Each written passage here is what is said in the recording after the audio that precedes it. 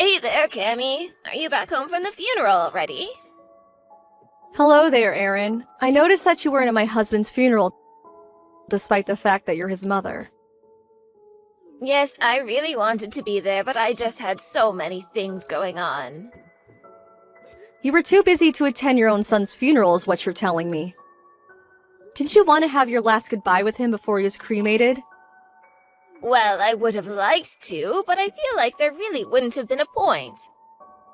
I mean, you know that Tom hadn't been talking for some years before he passed away. But it isn't like you two had a fight and decided not to talk to each other ever again or anything like that, right? Actually, I suppose you could say something similar happened between us, actually. Tom borrowed money from me and then just moved out to live on his own. Not to mention that he hardly ever called home. He basically abandoned his family and wasn't a good son during his life. So I didn't really see why I should interrupt my busy schedule just to attend the funeral for a person like that. Well then, why are you even messaging me like this in the first place? Well, now I'm not so busy, so I think I have the time to head over and see where you're keeping him. Oh, I see. Well, if you wanted to come and pay your respects, I think that'd be really nice, actually. In fact, I think he would really like it if you did. Oh, yes, that's right. I'll be coming over to pay my respects. In fact, I'm going to be paying my respects to him every single day.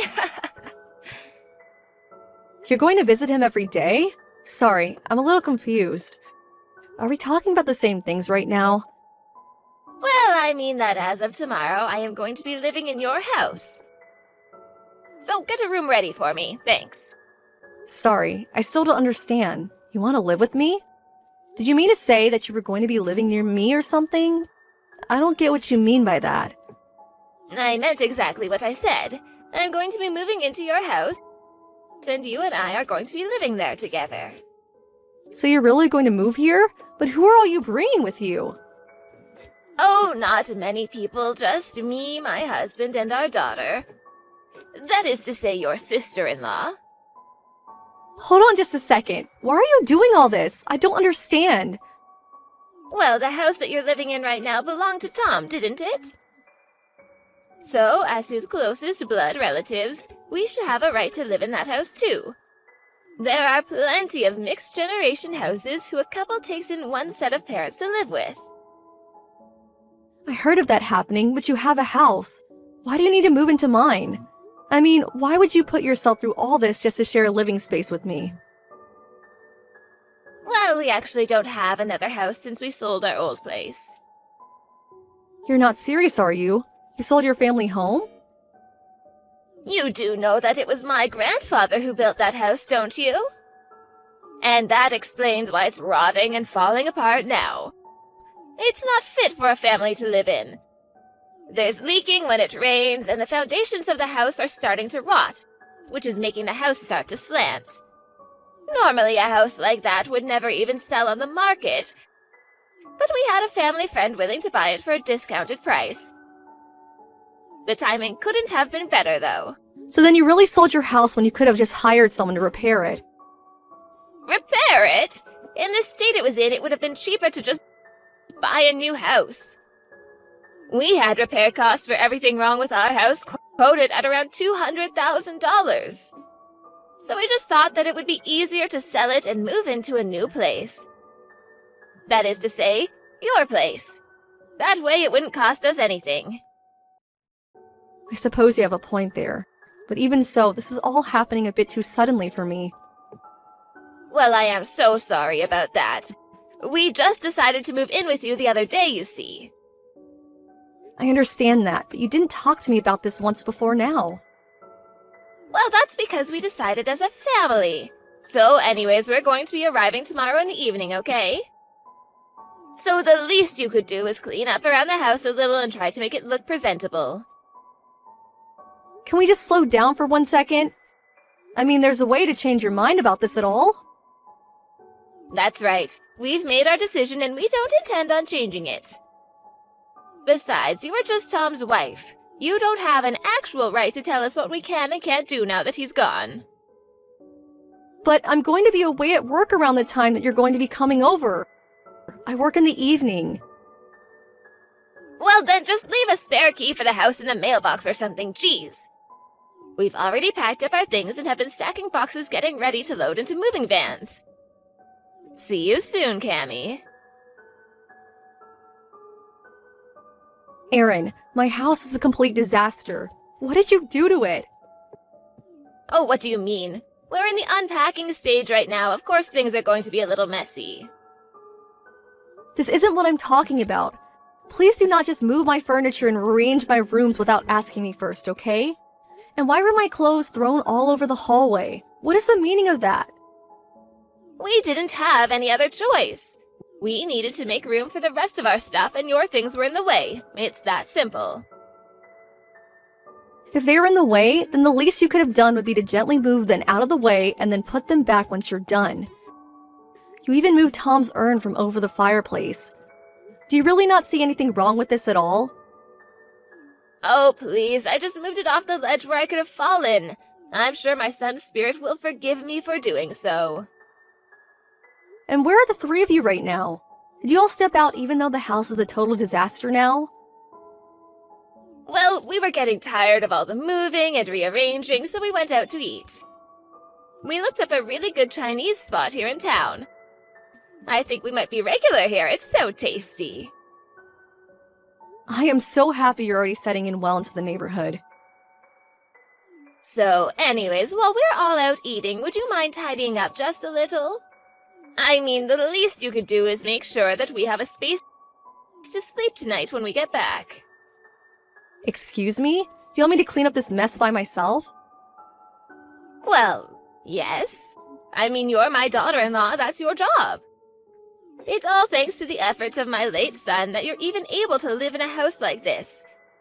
So the least you can do is take care of his family now that he's gone. But I just got home from work and I'm exhausted. Oh, you think you're exhausted? We've been moving things all day. If you're looking for pity from us, you've come to the wrong people. Honestly, you really have no idea just how spoiled you are. All you ever do is complain about every little thing. Can you all please finish your meals and come back? I would like some help moving the furniture back as well. You mean you can't even handle doing that on your own? I wouldn't mind so much about how spoiled you are if you would at least do some work around here. You're still young, so quit complaining. But I'm complaining about what you all did to my house. Don't you get that? And you were talking about needing to make room for all of us, but this place isn't built to house 4 people. I mean, the place only has 3 rooms. You're right about that. 4 people is a little bit cramped. I know. How about you move out, and then there should be room for all of us? You're asking me to move out of my own house?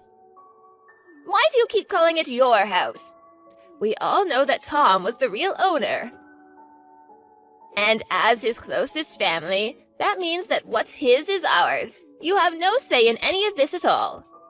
And we are well within our rights to throw you out of the house if we so choose. What are you talking about? I'm the owner of the house. Why aren't you out of the house yet? I thought I told you to leave us alone already. My daughter wants her own room and won't quit bugging me about it. All of our problems would be over already if you would just finally leave us in peace. Please, just get out. So you really are going to try and take my own house away from me then? Oh, please don't be so dramatic. It isn't nearly that bad. I already told you that we have the right to evict you since this house used to belong to my son. You don't have any room to argue. And you really want the house so badly that you're willing to do something like this to get it? It isn't about what we want. It's the fact that we have a legal claim to this house since it belonged to Tom. Now, you're going to leave peacefully and let us get on with our lives or else. Okay then, if that's really how you feel about it, I guess I'll leave. I was actually thinking about moving away from here anyways. Oh, really? Well, in that case, get lost and go moving there. We're going to be living in this house from now on, and we don't need you getting in our way all the time. I already said that I was going to leave. I'll be out of your hair before the day is done. Although I should warn you that Tom didn't leave anything behind. There was no inheritance of his to claim. Oh, what are you talking about? Of course he had things. He had things like this house. No, I'm afraid that after all is said and done, when he died with nothing. I seriously have no idea what you're saying. This doesn't make sense. Then listen very closely, because I do not want to have to repeat myself. Tom died owning nothing. Do you get it? Wait a second, where is this coming from all of a sudden? What is this about, huh? Took my money, gambled it all away, and ended up in $200,000 of debt. Hold on a second. Are you telling me when Tom died he was $200,000 in debt? Surely you must mean 20,000 or something like that, right? I know what I typed, and as soon as he died, banks and debt collectors began reaching out to me looking for their money. When I got the first of these types of letters in the mail, I nearly fainted when I found out just how much in the red Tom was. But I don't believe it. I mean, $200,000? That's way too much. Well, believe it or not, it is the facts. I even have the documents to prove all of what I'm telling you is correct. Why would my son do something so stupid like that? I mean, didn't he know anything about how to use money responsibly? Well, that is one thing that we can agree on. Your husband is indeed an idiot. Not only that, he was a lazy, no-good, horrible person who buried himself in debt before dying. And now that he's gone, it's his family that is left to clean up his mess. I see. I had no idea about any of this. But as his wife, you would be the one responsible for all of the debt now. I mean, you said the collectors were trying to get in contact with you, right?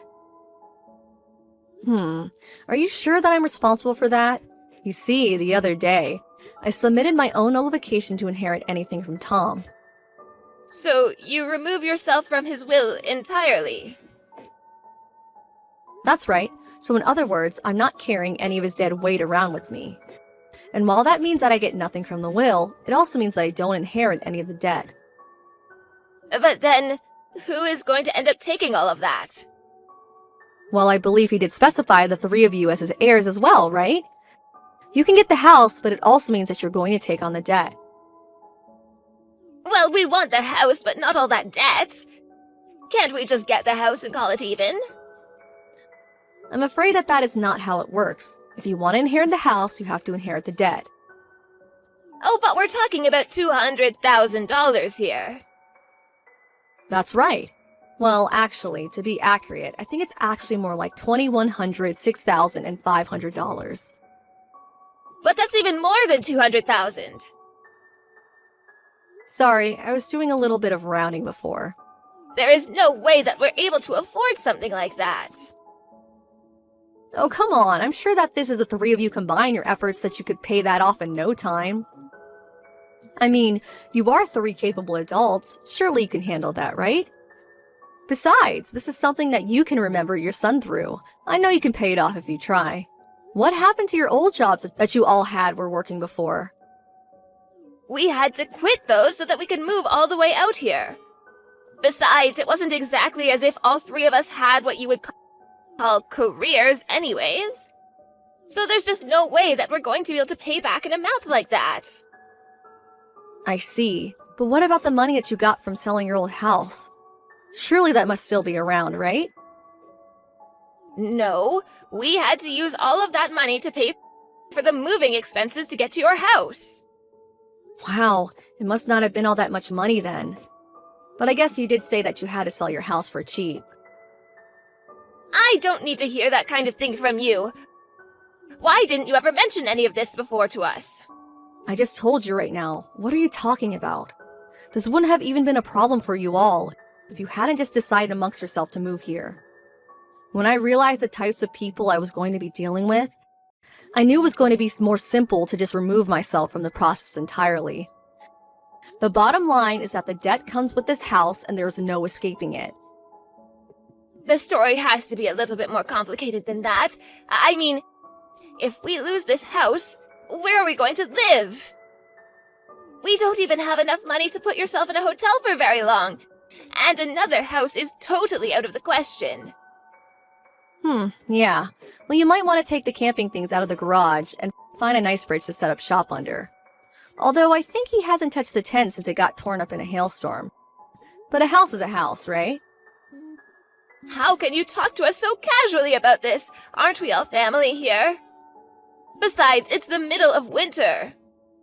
Yeah, I know. Feel free to take some of the winter clothes we have in the closet, too. You'll need them. Of course we're going to need them. We'll freeze to death without them.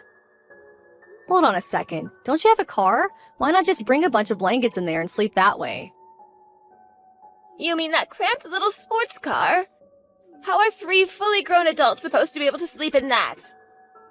We'll all have to curl up in little balls. That sounds miserable. I see. Well, at least you have the car. Why not sell it and try to move back into your old house? Sure, it's falling apart and slanted, but it's better than nothing. We can't. The person that we sold it to said they were going to tear it down. There won't be anywhere for us to go back to. Even if we tried squatting there before the demolition team showed up, we could get in even more financial trouble if we get caught. Take on $200,000 in debt, or live with 2 other people in a tiny car? That's like one of those icebreaker questions asked at a party or something. This isn't a joke. It's our lives that we're talking about. Well, either way, you're going to have to make the choice. You're going to have to make a choice. I imagine that you're going to choose not to take on the debt, though. Either way, you have to choose quickly. How could our son do this to us? That stupid boy, what was he thinking? Aaron, that's the sanest thing you've said all day. Cammy, are you there? I have a little favor to ask of you. Is there any way that I could get you to help us out just a little? Well, it's been a while since I've last heard from you. How have things been going? Please, we desperately need money. We can't keep going on like this. Oh my. Well, where are you all right now, and what are you all doing? We're still living in the house. This damned house our stupid son left us. So then you chose to take on all that debt? We didn't have any other choice. We wanted to leave it first, but we couldn't. Huh? Well, what is that? What brought you back to live there? After the first week of trying to live and sleep in that car, we were all so sore and uncomfortable. My husband can barely even move now. Oh my, I suppose spending that much time in such a cramped space really can't be good when your joints are that old. It's like you're living in an airline seat or something. Well, anyways, that's why we had to go back to the house. We just couldn't stand to live like that anymore. And it sounds like the choice has been made for you. We even tried to camp outside a little, but it was so freezing cold we couldn't do it. It was either take on the debt or destroy our bodies. We thought about selling the house and putting it towards paying off the debt as well, but we would have to wait until the weather improved before we could even do that. Sounds to me like you all are trapped there for a while then. Oh, and there was one thing that I forgot to tell you about the house. I'm actually not sure if you'll be able to sell it, actually.